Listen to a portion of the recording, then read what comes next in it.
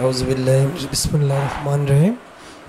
প্রিয় দর্শক শ্রোতা, আজ আমাদের ৫৩তম জন্মদিন উপলক্ষে সবাইকে জানাই জন্মদিনের শুভেচ্ছা ও অভিনন্দন।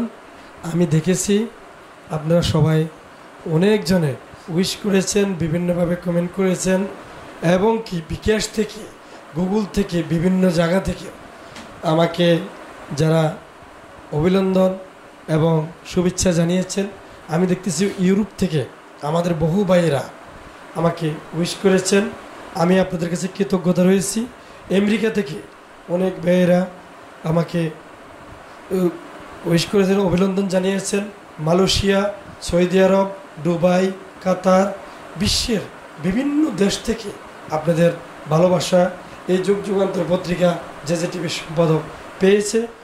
দেশের মানুষের, আমাদের দেশের মানুষ তো রয়েছে না, আমি তো আপনাদের সঙ্গে দেশেই রয়েছি, কিন্তু বিদেশের মানুষগুলি যারা আপনাদেরকে আমাকে ভালোবাসে তারা আপনাদেরকেও ভালোবাসে। যারা মনে করেন বিশ্বের বিভিন্ন প্রান্ত থেকে আজকে তারা আমাকে উইশ করে কষ্ট করে আমাদের আব্বাস আলী ভাই এসছে। আপনারা যারা বাংলাদেশে রয়েছেন, এই জেজেটিভি যুগ যুগান্তর পত্রিকা আপনাদের প্রতিষ্ঠান, এই প্রতিষ্ঠানকে এগিয়ে আমি একসময় থাকবো না, আপনারা এটা হাল ধরতে হবে। হাল ধরতে হলে সঠিকভাবে যেভাবে কাজ করলে এই প্রতিষ্ঠানটা সমাজে জাতির কাছে এগিয়ে যাবে, আপনাদের সেই সূক্ষ্ম পরামর্শ, সূক্ষ্ম চিন্তা এবং কি নির্ভুল তথ্য সংগ্রহ করে জাতিকে পেশ করতে হবে। আপনারা যারা বাংলাদেশে আছেন, আপনারা আমার প্রাণ, আপনারা আমার প্রতিনিধি, আপনারাই আমার ভাই বেরাদার, আপনারাই আমার সন্তান। আপনাদেরকে নিয়ে এই প্রতিষ্ঠান এগিয়ে যাবে। একদিন এই প্রতিষ্ঠান, এখনই তো সারা বিশ্বে এই প্রতিষ্ঠান অনেক সুনামর্জিত হয়েছে আপনাদের পরিশ্রমের ফলে।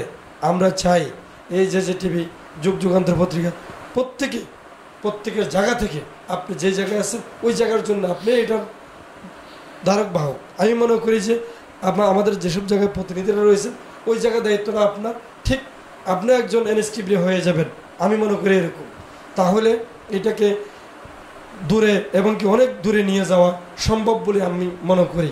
আজকে আপনাদের ভালোবাসা পেয়ে, আপনাদের আদর্শ নীতি পেয়ে, উইশ পেয়ে জন্মদিনের অনেক শুভেচ্ছা জানিয়েছেন।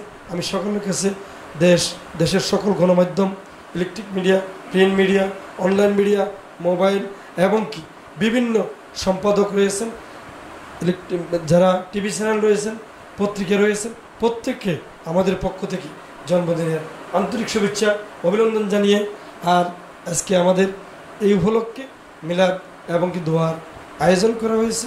সবার জন্য, আপনাদের জন্য দোয়া করা হয়েছে, দেশবাসীর জন্য দোয়া করা হয়েছে, সকল মানুষের, মুসলমানদের জন্য দোয়া করা হয়েছে।